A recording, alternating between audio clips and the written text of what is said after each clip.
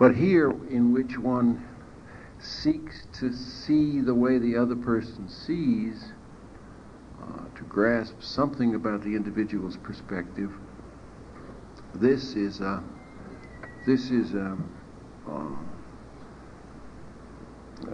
enterprise hounded by uncertainty.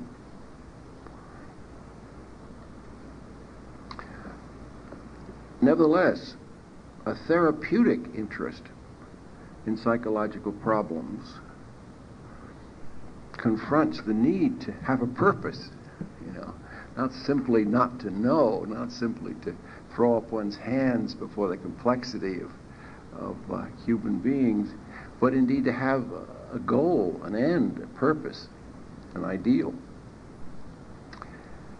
And we began to move into that last time. It avowedly has to be an end, it seems to me, that is compatible with the uncertainty of our knowledge and the collegial enterprise of psychological therapeutic work. And yet it wants to be as definite on its side as the uncertainty is on the other.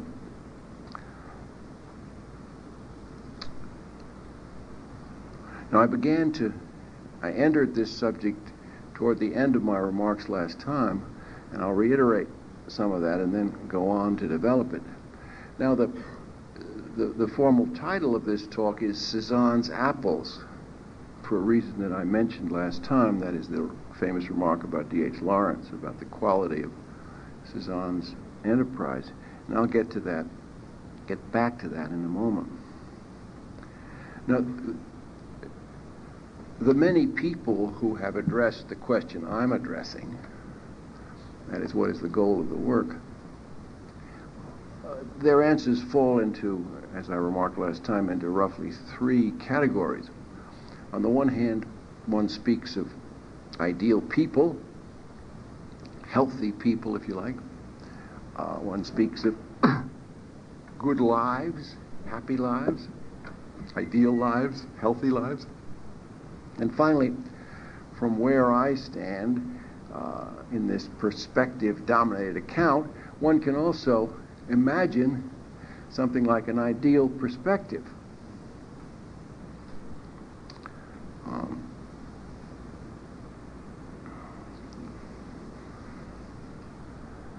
Now, when we ask ourselves how this question could be answered systematically within the terms that I've set for the work, that is, the concept of perspective and the features of the psychological, then we narrow a little bit the range of our answers. You remember, central to this discussion was a claim, which I would hotly defend, a claim about the psychological, which is that it is about perspective. That is, it rests upon the fact that each of us stares forth from our individually shaped and genetically different nervous systems at a world that no one else has seen at this time or from this position. So it immediately confronts the likelihood, if not the certainty, of a uniqueness within perspectives. And of course, by definition of uniqueness, a difference among perspectives. Irreconcilable differences. Some of you may recall that Joseph Conrad said that the work of fiction is the subject of the irreconcilable antagonisms between human beings. We won't go that far because, of course, if our antagonisms become too irreconcilable, our enterprise, our hopeful therapeutic enterprise, about which Freud took a very jaundiced view, of course. You remember, Freud once attended a conference called "How Does Psychotherapy Cure?" You remember, not entering the hall, someone asked him what he thought of the conference. He said, "Does it?" Well, he had that good sense.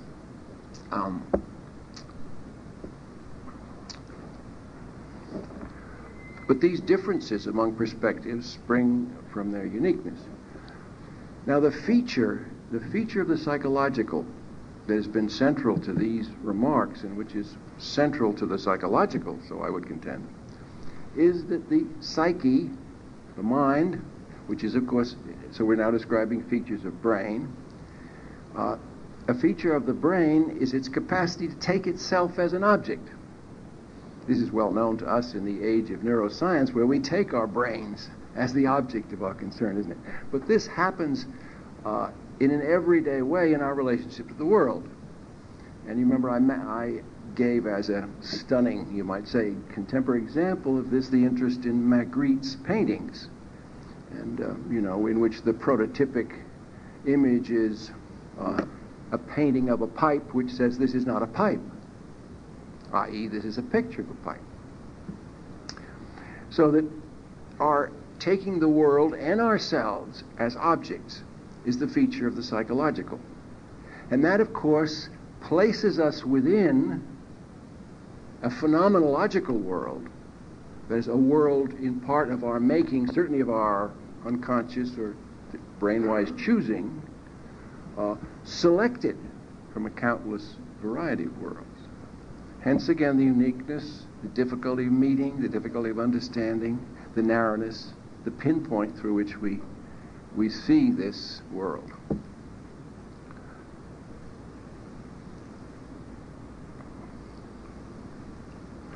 Now, the ways in which we take ourselves as an object, for example, as opposed to the ways we take the world, but let's think for a moment about how we take ourselves. The ways in which we take ourselves as an object begin to identify what might be a healthy perspective. And our whole system of psychopathology is shot through with, derogations of the way we take ourselves as an object. Do I admit my existence at all? Am I oblivious to myself? Or do I repress parts of myself? Or do I dissociate from myself? Is my view of the world fragmented and disorganized? And the famous example of this, of course, being acute psychoses, in which the world does not come through perspective particularly, but it fragments, hitting at from all directions, producing the confusion and chaos, what William James called the blooming, buzzing confusion of early life. So how I take myself as an object, how I take the world as an object too, shapes some of our judgments about the quality of a person and a person's perspective, of course. Now, this gradually leads us in the discussion of psychological health toward at least two, it seems to me, two central conceptions, both of which have been very prominent in the last, say, 25 years of psychological, psychotherapeutic discussions. One is the concept of self-possession.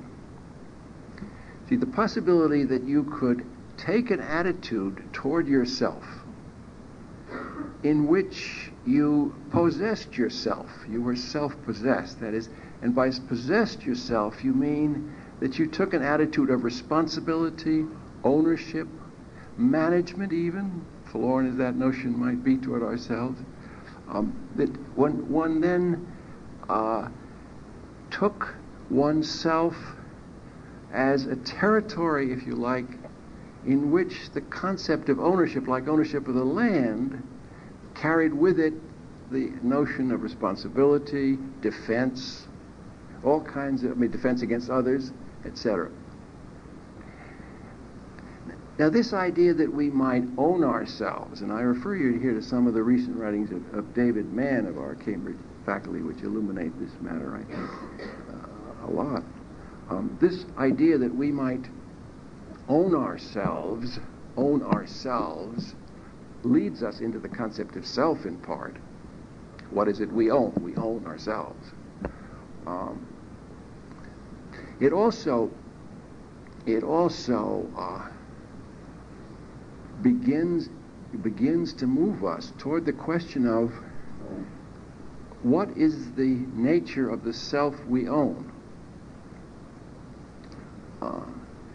And then the further question, which echoes down to us through a number of people, but most notably Winnicott. A question which goes, is this self I own my own?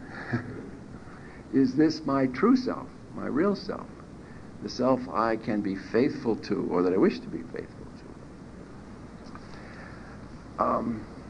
So we begin to talk about an ideal perspective as one which is mine and truly mine. Now, we make that distinction between mine and truly mine in part because all about us we hear about evidences that it is possible to be in possession of a self that is not yourself. This is embodied perhaps most augustly, if you like, in the existential Heideggerian view that all of us are thrown into life.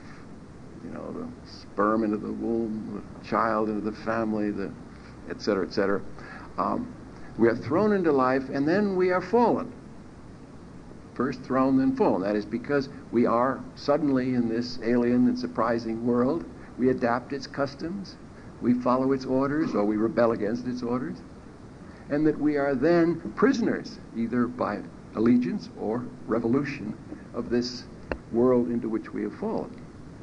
So then there comes a time when we may or may not ask ourselves, is this ours, truly ours, this world into which we have fallen? And then the question goes from mine to truly mine. This has many celebrated manifestations in our literatures. For example, this concept of the midlife crisis turns around the idea that a person awakes at when it's midlife, please. If you're my age, you put it differently than where you put it. But, wherever it is, one wakes at a certain time to ask the question, what am I doing here? Why am I working in the bank or in the Cambridge Hospital? What is this for? Is this truly for me, or did I simply fall into this life? Nowadays, just down the street, we hear a great uproar, an sensible uproar, I think, from the Gilligan Associates about the way in which young women, 10, 12, 11, 12, 13, lose their burgeoning personalities, their independence, their true selves, to a world which means to make them into, girls or ladies or some kind of subservient creatures of a world that denies their individuality, their distinctness, their power, their possession of themselves in an individual true sense. So this is everywhere evident.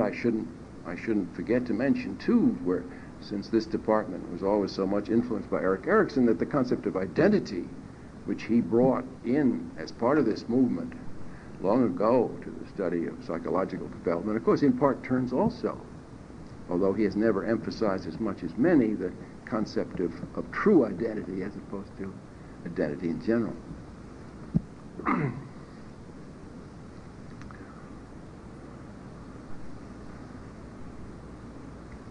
And I mentioned last time, too, that psychoanalysis, again partly due to the influence of the Boston scene, took this step itself, by no means wholeheartedly and by no means yet completely, but definitely through the work of Helena Deutsch, where the concentration of psychoanalytic attention, particularly on the as-if personality, brought up, again, the whole notion of true self as opposed to false self. This had come into analysis much earlier in a form that was not fully acceptable, that is through Wilhelm Reich, you remember, who said that our characters were formed by our identifications, and those identifications could be, quote, character armor, in which we jangled and clanked our way through life because the person that clothed us with their personality did not fit our own lineaments.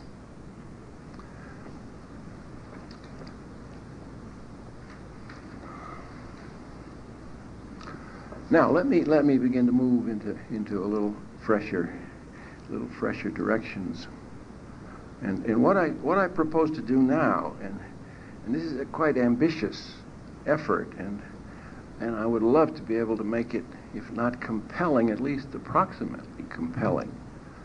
And I would love to try to do it, as I'm going to try to do it, by a kind of dialectical movement between a logical account and a phenomenological account.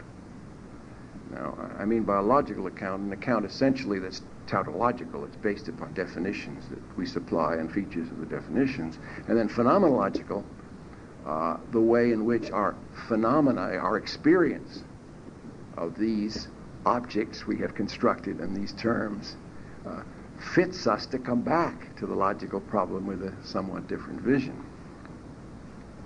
And wish me luck on that particular enterprise. Now, this discussion is called Cezanne's apples because Cezanne proposes a challenge, I mean, a really majestic challenge to Magritte, long before Magritte. That is, Cezanne says that he proposes to be like nature, not a painter, but that he proposes to be like nature and create things the way nature does, not a painter who, copies the products of nature. This, perhaps, or perhaps independently, leads D.H. Lawrence to say about Cezanne that for the first time an apple was painted. Not a picture of an apple now, but a real apple. That for the first time he could let the apple alone. Let it be born, you might say, on the canvas. Now, here, notice how subversive this claim is to my whole conception of perspectives. It claims that there might be some way in which we could outflank perspectives, you might say, or at least do something about perspectives which dignified them with at least a touch of reality. This project is brave, isn't it? It's been very brave ever since Immanuel Kant made it brave by saying that the phenomenal world and the noumenal world were separated by a gap that the human mind could never pass. There must be a world out there, he says, but we won't find it.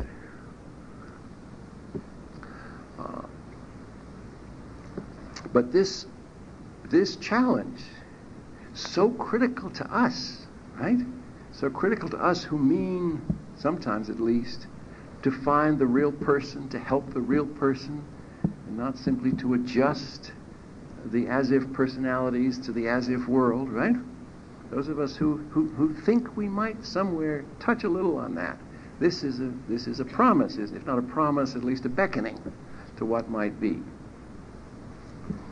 And as I've said, this is a project which creeps back all the time into our work, whether in the form of identity or true self, or the release from the character armor, or the release from the as-if personality, etc. So Lawrence claims Cezanne is the first one to have been able to let an apple alone, just let it be, just appear for itself.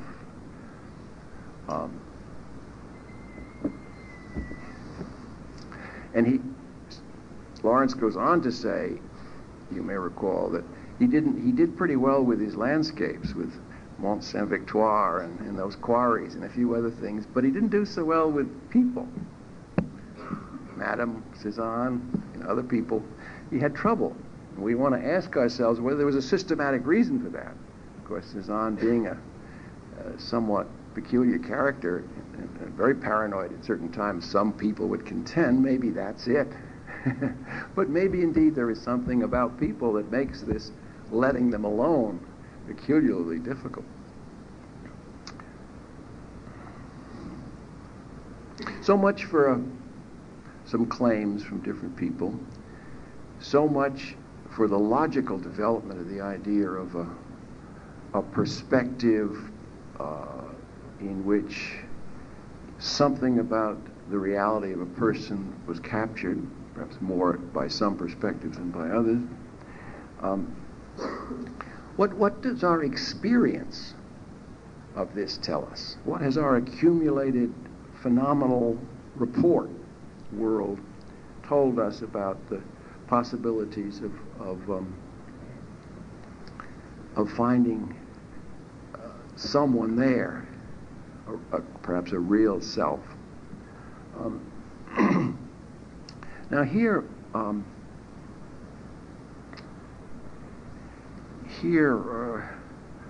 one comes upon something which I think leads us well, and I'm going to call it, as others have too, emotional apprehension, emotional grasp, emotional apprehension.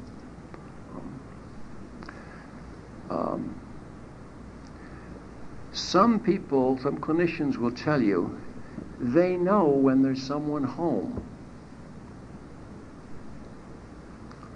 When you ask them, how do they know that this isn't an as-if person, say, but that there's someone home, that it's not a vacancy, you might say. How do they know? They don't tell you very much, except that it feels that way. Something comes across, they say. That's the level of this. Now we know, we have even honored reports like that in the history of psychiatric and psychological work. The one I grew up with was the one about organicity. That the old clinicians would say, I don't know whether they still do, Sharon, the old clinicians would say, I can tell if it has an organic feel, is the word they would use. It has an organic feel. And when you try to find out what they meant by that, as I used to when I was much younger, you wouldn't come up with much, except that those are questions you don't ask. And then there is a European import of great distinction, the so-called Precox-Gefühl, by which still sometimes, particularly the European literature, schizophrenia is diagnosed. Precox-Gefühl, that is, the feeling a schizophrenic person gives you. I say it's an autonomic thing. It's an elevation of the small hairs of the back of your neck, the same thing you have if you see a horror movie or something of that sort. That it's essentially a kind of freezing of the blood, another autonomic aspect. And it means one has come up against the uncanny, the mysterious, the frightening, the incomprehensible, even perhaps the numinous, which is sometimes reported in a somewhat similar way, incidentally. I mean, the religious numinous. Now, these features remain emotionally apprehended.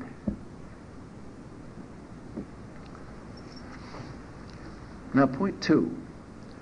I was brought up to believe, on the basis of Cleckley's famous book about psychopaths, The Mask of Sanity, which used to be very popular, that the psychopathic person didn't feel, that the psychopathic person didn't convey a sense of a real person. I've had practiced long enough off of that group of human beings, if there is an isolated group of human beings, to know that that's not true. That actually what is so charming and wonderful, and part of the charm and wonderfulness of psychopathic people, is that they are full of feeling, and that their feelings are simple and direct. Seize or take or love, whatever. I think this idea was first put forward in an academic way by George Vaillant in his famous paper on the, what was it called, modeled after Sullivan's paper. Remember that? Thank you. Yeah, Sociopathy as a Human Process. You remember Sullivan had written Schizophrenia is a Human Process. And the human process in psychopathy, according to George Vaillant's studies of addicts in Lexington, where he was stationed for a year or two, was that when their capacities for action were obstructed by imprisonment, for example, They emerged very affectively, often in mild forms of depression, for example. And indeed, that's my own experience from a non-incarcerated population as well. But I would call attention to one feature of the affective life, of one's emotional apprehension, is that it's a kind of simplicity, a kind of childlike quality, very often in my experience. Now, point 3. In the sort of informal literature of soulfulness, which is often a musical literature, and in a moment we'll come to some other musical examples. In the musical world of soulfulness, we discover that human being or soulfulness is not simple at all. And someone like Billie Holiday, and you can think of many examples for yourselves, your own favorite examples, present us with a complexity of emotion. I mean, the most famous example, which is also a poetic example par excellence, which is love and love lost. That both are sung about at once. Both enter the emotional apprehension as double colors, you might say, a complexity of feeling. And this kind of, you might call it almost jerking around that happens to us in this experience of both empathizing with love and at the same time then empathizing with the sorrow of lost love or whatever, or the end of love, whatever. That is experienced by humans in such a way that they speak of soulfulness. Now, each one of those examples of human beings' encounters with what they call humanness or soulfulness are examples of what I called emotional apprehension. Now, there are 2 or 3 brave things I'm going to be doing in these discussions, and this is perhaps the first of those. I don't think that the claim of the importance of perspective is at all brave. It even may be self-evident, nor the remarks about taking oneself as an object and the forms of taking oneself. I don't think those either constitute anything of particular bravery. But particularly in a scientific experimental world, to rest a great deal of what I'm going to say about human nature on emotional apprehension, that we have to come back to and defend over and over again. And I'll close these remarks today with just one of those defenses.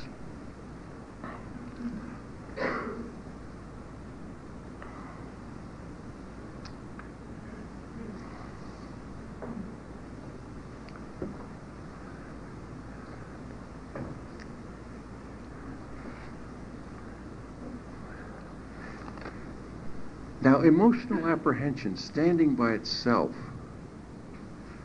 as the act by which the psychological real comes into a possible existence, this requires something like something like a step back.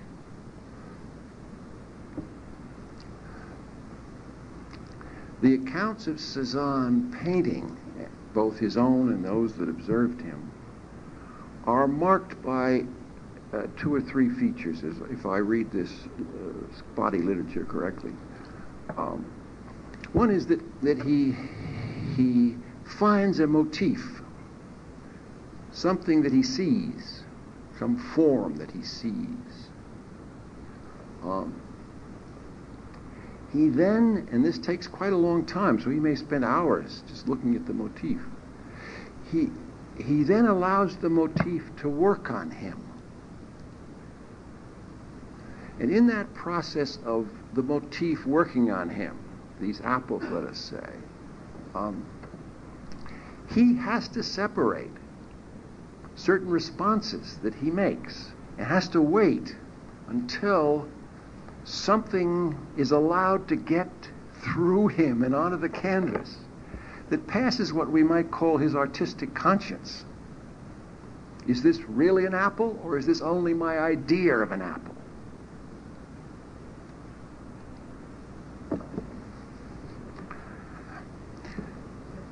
Now, to call this conscience may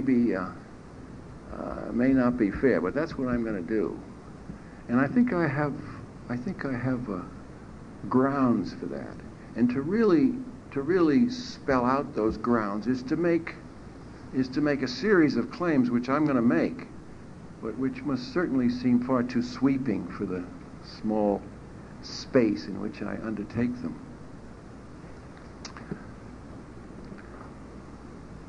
Now, there have been three meanings of conscience in the modern world, to my understanding. One has been the concept of theological or God's conscience. God speaks through us. The reason, often there are countless theological religious accounts of how we should listen to our conscience, because our conscience is the voice of God. Now, this idea took a tremendous beating, of course, in the 19th century. Nietzsche announced the death of God. And if that didn't happen, certainly there was an eclipse. So that the readiness of humans in the West, at least, to accept that the inner voice is the voice of God, that diminishes. Now here psychoanalysis enters in a very interesting way, because it seems to me that one of the historical places of psychoanalysis is that it represents the thinking of a time in which conscience had been replaced, God had been replaced in conscience by society. And if you look at Freud's account of the superego, you see it is really, it is not quite fair, but for the most part it is an identification product, an identification with parents, with the values of society, with religion itself sometimes, etc. So the conscience moves from being the voice of God to being the voice of society. Now, I like to say that the 19th century was notable for an attempted deicide, if you like, the death of God, attempted, certainly retreat induced. Well, it seems to me that one of the things the 20th century will be remembered for is the death of society. Now, by the death of society, like the death of God, I don't mean their disappearance, but the death of society as the source of value. And if I was given to Spenglerian extensions and grand visions, it would be fun to explore that one, because this 20th century has done a job on society. You know, whether we think of what nations have done to their peoples and each other. I don't mean that genocide is anything new. For example, I've been recently introduced to evidence that the slaughter of witches, which we think of as an isolated thing of a few people, was in fact tens and hundreds of thousands of women were killed under the name of witches at various times. But I think it can be said that thanks to our superior armaments, etc., that genocide has reached a fine point in the 20th century. But even more important than that, not for the individuals, but for the organization of life, the values of society have come under increasing criticism. And I don't need to remind you of the countless examples of this. I mean, sexism, racism, all those things which are incorporated in social views have been under tremendous attack. And today we see society splintered by, the experience of divergent views within it, and the absence of a prevailing cultural norm, which is what I'm talking about, is social conscience in our world. Furthermore, the electronic advances, and I think they are advances in many respects in society, have allowed us to hear society talking. And here the most famous incident in America, of course, was Watergate, where for the first time we could hear the powers discussing us. And this was previously solely the avenue of diaries and snooping courtiers. But today we could listen in. and as you know, the Kennedy tapes are still being fought over as to whether they should be played. But In the absence of a new silence from our rulers, we can expect these things to continue. Finding out, just as we did in psychoanalysis, we found out how we thought. In fact, what was going through our minds. Now we are finding out what's going through the minds of our rulers, and this is, as I don't need to remind you, is not a salutary thing. There is a striking discrepancy between the inaugural address, shall we say, and the comments in the Oval Office. So that on every side, we can talk at least somewhat about a death of society. I mean, society as cultural norms, society as the birthplace of conscience. So where do we go? Well, here, of course, the existential movement has been very central because it has done what it calls throwing people back on themselves. Not back on God, not back on society, but back on an inner voice in which the self talks to the self. And there are wonderful descriptions in many literatures about how this is to be distinguished, if it can be. It's always mingled in actual fact, how this can be distinguished from the voice of God conscience or society conscience. But when we hear about Cezanne receiving the motif through his emotional apprehension of the landscape of the apple, we hear him trying to thrust aside the cliches of appleness for the actual appleness before him. We hear, of course, the voice of Monet as well, telling his students they must see a flower for the first time. They must throw away the cliche flowers and try to see it for the first time. We hear this from the East, of course, in Buddhism, Zen Buddhism particularly, where the emphasis in training is on the cultivation of beginner's mind. So conscience comes to us as a continuing concept of central importance, and achieving, also maintaining itself, doesn't it, in this curious way. It may lose God, it may lose the family to some extent, the corrupted family we see all around us. It may lose society and family, but it retains this centrality of value when we assign it the task of telling us, is this really the apple or is this really me? Mm-hmm.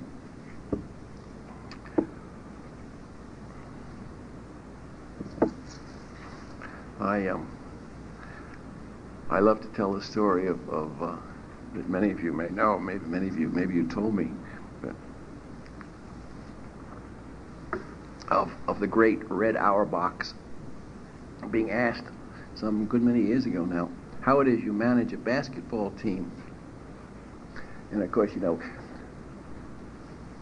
we might think that people will come and ask us, how do you do psychotherapy, or what is the true self, or such grand questions as that, but no one's going to pay very much attention to our answers. But when someone asks Red Auerbach how you manage a basketball team, they've gone to the right place, haven't they? I mean, this man who for decades has maintained the one unalloyed jewel of Boston, shining like a beacon on the hill, the great Celtics, with one weird person after another leading the charge, from Dave Cowens through, the Bob Cousy, the whole gang of them, one after another, to our just recently departed Larry Bird. The greatest compliment ever paid me was that Steve Bergman, Samuel Shem, from this very podium once referred to me as the Larry Bird of psychotherapy. I've told my wife that if she doesn't put that on my goddamn tombstone, I'm going to come back and haunt her. Perfectly ridiculous, of course, but it was a joy. But on being asked how you manage a basketball team, Auerbach said, it's very simple, the way geniuses talk. not knowing how they quite got there. He said, there's only one decision you have to make: who to kick and who to kiss. Well, if I had a motto to put over the Mock Center as the introduction to psychological work, that would be it. Please learn how to kick and how to kiss, because most of us either can kick or kiss. There are brilliant practitioners among us who kiss everything, and others who kick everything. But Auerbach's idea was that there's some people who need to be kissed and some people need to be kicked, and sometimes it has to be pretty subtle. Well, I mention this apparently irrelevant thing because something like that must be going on in Cezanne. He has to know what to kiss and what to kick that comes from those apples. And we have to know, in terms of our true self, what we have to kiss and what we have to kick out of the way for what is or is not us. Right? So we might say that the conscience of the Celtics, the great conscience of the Celtics, hypomanic gentleman from wherever he was from, was the conscience of the Celtics for that same reason that the artistic conscience of Cezanne was so important, because he knew how to kick and how to kiss. Well, I was going to give you a case about this, and maybe sometime I will, but I'm taking an awfully long time finding my way through this, so I'll perhaps postpone that. But so we go from the concept of conscience as a part of emotional apprehension, and some of the phenomenology of it, that is this experience of kicking and kissing, of reality or cliche. We then want to come back, I think, phenomenologically, to some account of what we mean beyond these clinical examples I gave you of whether someone's home or the psychopathic feeling or the soulfulness. And I was recently in London visiting one of my daughters and her grandchild, and good Sarah had a book which she left, thank God, next to my bed, which was called Mozartiana, and it was a collection of remarks that were made about the great composer. And they were remarks by other composers, musicians, singers, other literary people. And as I found my way through them, I realized that this subject of emotional truthfulness, if you like, the psychological real, was a very familiar subject in musical talk. And so I thought I would give you a group of these comments about Mozart as a way of carrying us a little bit further toward this business of identifying the psychologically real.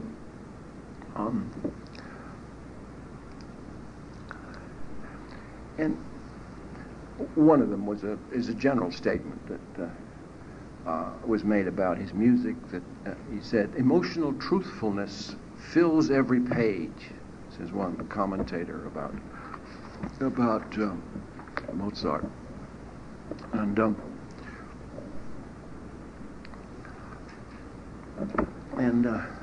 I thought one of them, I wanted to see if I could remember just where it was, because it's so interesting. I think you might want to know the details of it. Oh yes, it's a remark of Schumann about Mozart. And he said that Schumann, now, no mean composer himself, said about Mozart that Mozart's work became fresher and fresher the more he heard it. Now that's a nice psychological phenomenon for us. How can something become fresher the more we see it? the opposite is the experience of life. Familiarity breeds contempt, right? What could be the nature of something that became fresher the more we saw it?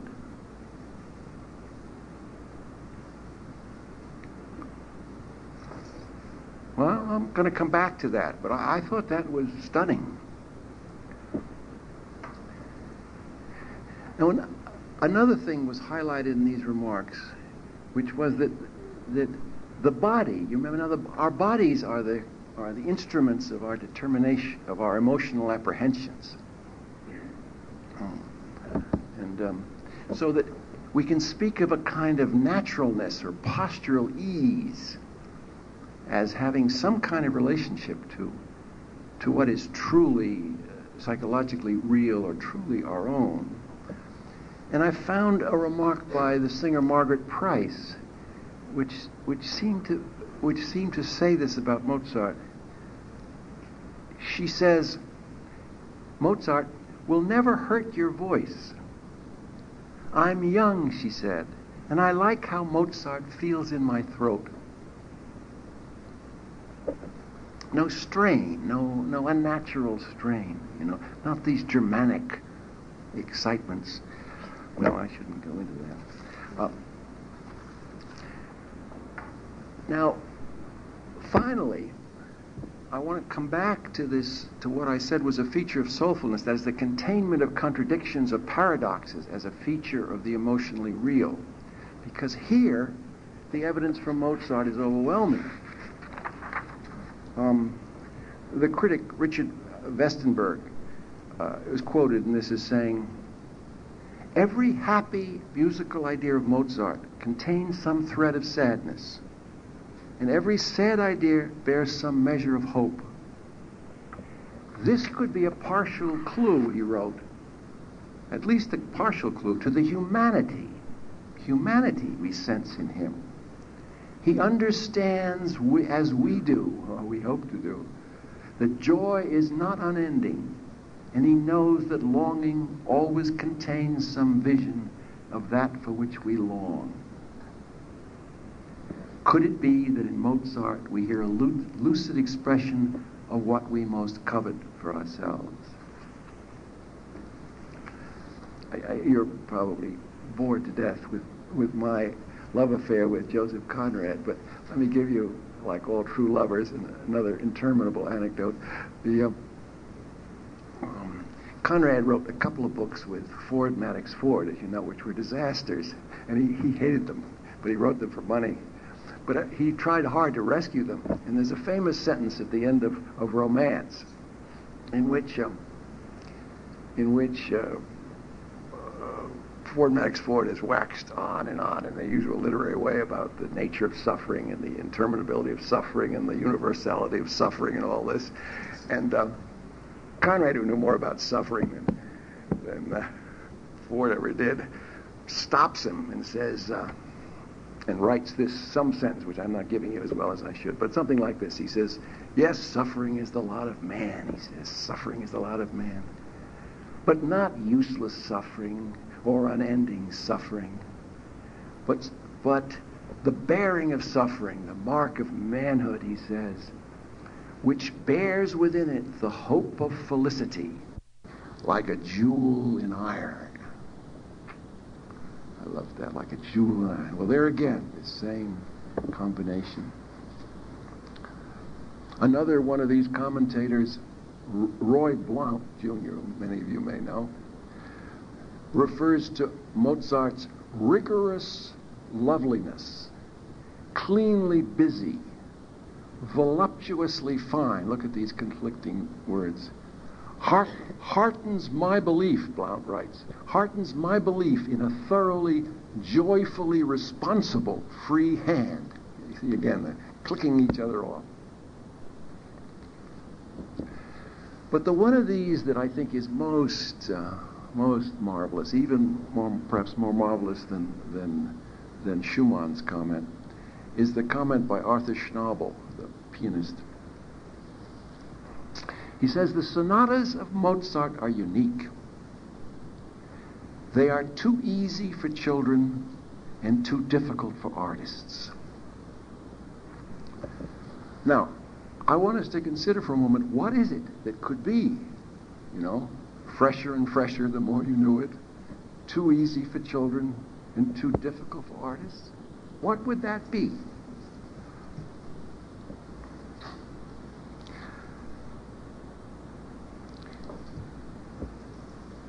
And obviously I'm implying, directly stating in fact, that this paradoxical thing has something to do, maybe centrally to do, with what we mean by the psychologically real or the human.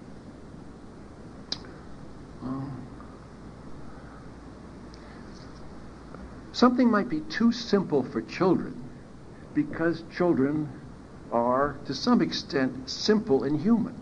One of the reasons that you can test out your capacity, in a sense, for the simplicity and humanness, for the simple and the human, is by your relationship with children.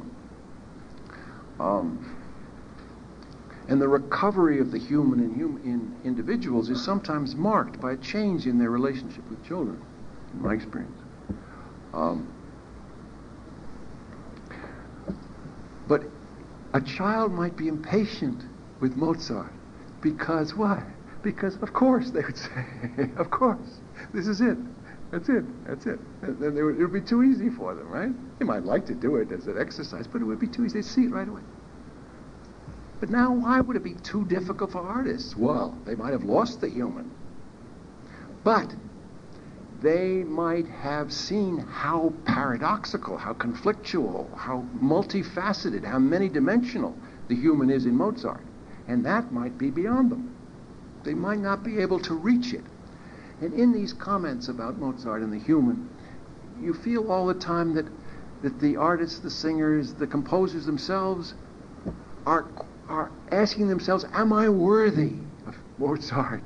Can I rise to perceive, to grasp this person? Not only because of artistic brilliance, and certainly not because of originality, because in time, of course, everyone gets how to do it, right? But what it remains daunting is, what one has to perceive, I think, at the level of the human.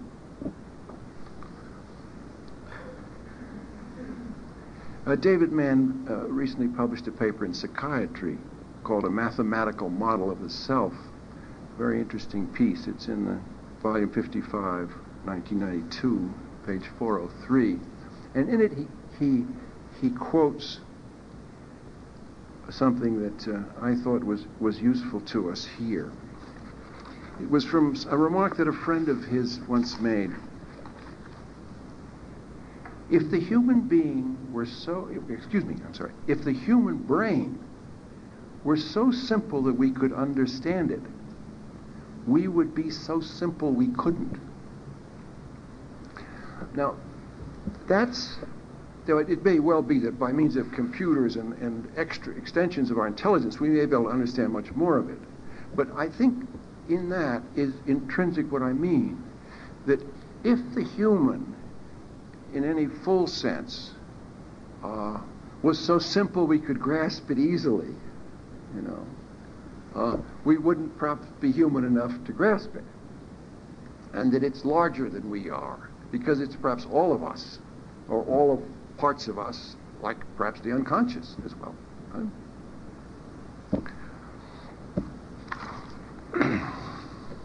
Well, I hope that doesn't seem too labored an effort here, but I return to this phenomenological approach to the real self, so that we can not think we've got it, because I've just said we're probably not going to get it, but because it bears on this issue of the identification of the psychologically real, an approach to the concept of true self, perhaps, and what it is that the conscience has to pass on. Now, it also enters into psychotherapeutic work in a more direct way, it seems to me. See, we play a trick on patients, don't we? I mean, it's a formal trick. So it's forgiven sometimes, and it's necessary, I suspect, but it's a trick nevertheless. That is, we say to the patients, come on in and tell me your story.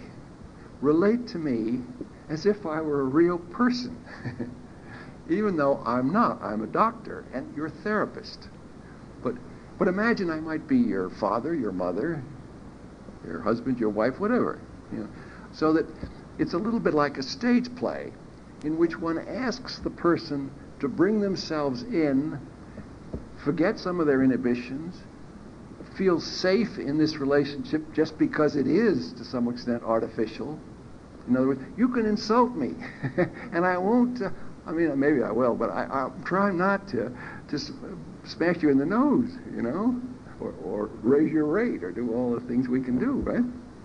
I mean, that's the premise of it, that the rules of human relationships are for a moment, if not suspended or put in brackets, but at least modified, shall we say.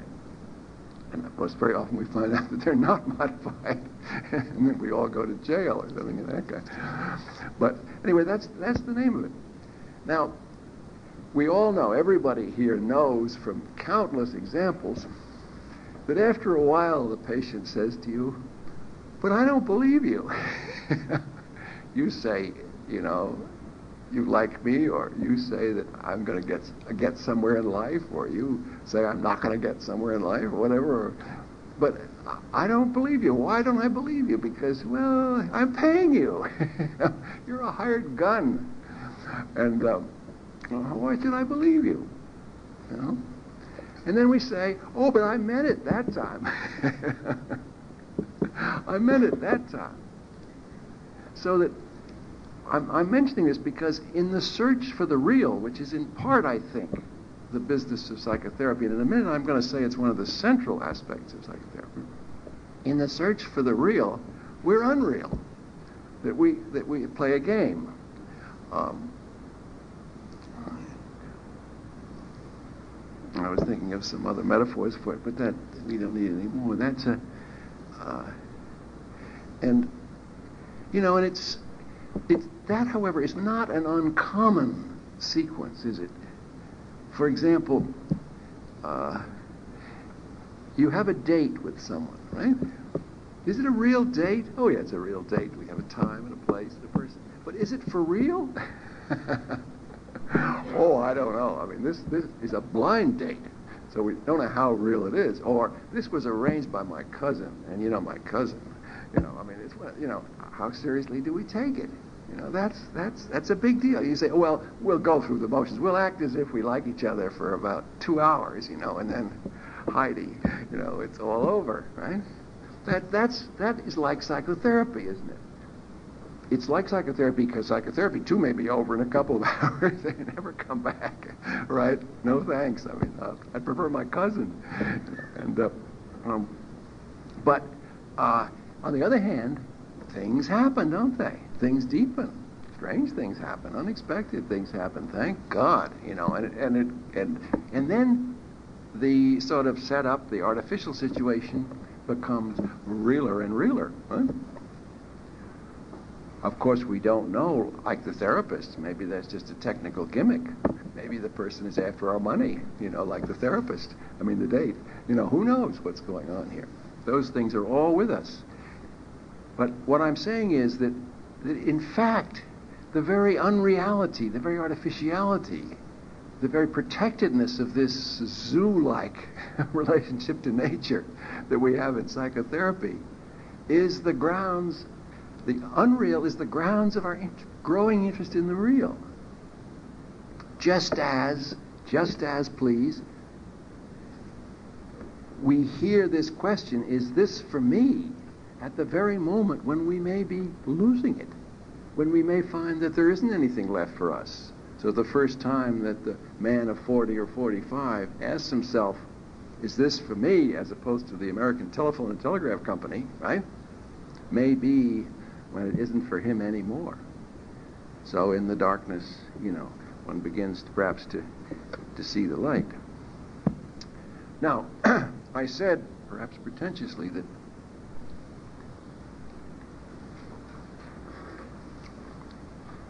that perhaps one of the two or three bravest things I was trying to do here was to put emotional apprehension at the center of the clinical task, at one of the centers anyway of the clinical task. And and how can one propose to put something emotional, autobiographical, necessarily subjective, at the center of a serious, paid-for, sometimes medical procedure? Well, and it isn't as if we have to. I mean, the two prevailing orthodoxies in our work dismiss that possibility to a considerable extent. If my search is for your disease or your diseases, I make it on the basis of perceptual cues which come to me in terms of observations of you or in terms of things you tell me. And in many ways I try to strip it of my emotional response to those things and look at it, quote, objectively. I treat you as an object. And I don't try to get beyond that. I don't try to ask myself, are you really this? Or is this all there is to you? All I want to do is to pin enough of it on you so that I have something to work from, to diagnose, to treat. Now, the psychoanalytic enterprise, the other orthodoxy, is a little bit more difficult to characterize from this point of view, but it has also many features of that. And one of the reasons that Freud is a perennial figure for us is that, of course, he represents so many different sides of all issues. You can't really pin him down in any final way, and he was wise not to be pinned down on issues that nobody has final answers to, at least at that time, perhaps not yet. But there is running through all Freud, which is one of the reasons psychoanalysis was so appealing to the medical mind, and for a while was an experimental model, an effort to reproduce over and over again the same patient in the same time of day, for the same hour, producing perhaps the same associations over and over again until you had a sort of final sense. Now, all kinds of things got in the way that were historical, like the development of the transference, but even that could be operated on by interpretations and gain a kind of, what shall we say, so that emotional apprehension was not something you would have thought of as peculiarly Freudian. It's true that, as I say, because Freud plays both sides of all these issues, I would say all of them, but many of these issues, you hear in his recommendations to physicians practicing psychoanalysis that that's exactly what they must not do. They must not interpret. They must not reflect on, concentrate on particular symptoms or phenomena, but just let the thing come into us in a very much a Zen Buddhist kind of way. He talks about the evening, harboring attention, etc., etc. So that's the other side. But the part of Freud that has particularly become, medically popular and as textbook written about is this surgical experimental side. But I'm proposing the following: that both the disease school and a great part of psychoanalysis are really about what you might call they, invaders. Diseases that may plague us, memories and people that may have plagued us or still plague us. It's about what, what bacteria and viruses are in microbiology. It's about what befalls the human being. And what I propose to you is that this search for the psychologically real is equivalent to the medical search for the host. I don't mean the Holy Ghost host, but the host of the invaded. What happened to what the bacteria and the viruses attach themselves, and that when we get an account of human being, when we hear about what seems to us a relatively real person, we're really talking about the subject that is at the center of the medical enterprise, the thing we have to defend, the thing we have to find, nurture, and defend, that we have to feed, you might say. and that the reason that I would put these remarks, these lectures, perhaps again pretentiously, somewhere in an important place in our evaluation of our work is that those host factors, the human who is sick or the human who is not sick, are neglected in our work. And that seems to me to have two dire consequences. First of all, we neglect our ally, our friend, our hope for, the person whose strength we need against the enemy. And we also then inflate disease to a predominant position, exclusive position, in our talk. And you know, you've heard me say many times that one of the most deplorable linguistic habits that still has psychiatric and psychological work by the throat is the way we speak adjectively, how we talk about people as borderline or schizophrenic or depressive, as if that's all they were, as if the whole host was gone and all you had was this depressive thing, you know. And it's true that you can have disseminated tuberculosis and metastatic carcinoma and I remember the old days when I first came into medicine, and everybody seemed to have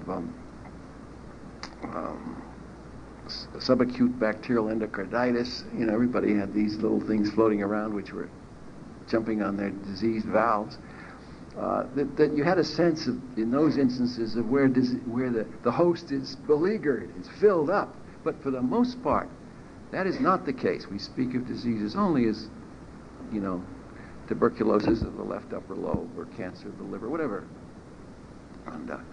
But in psychiatry, we remain hostless, you might say. And these measures I've come more and more to think of that I'm recommending are really an effort not to deplore the disease concept, not to ignore psychoanalysis, by no means, but to give them a person, so to speak, give them back a person to work with, in a sense, against them in the preservation of humans. Well, thank you very much.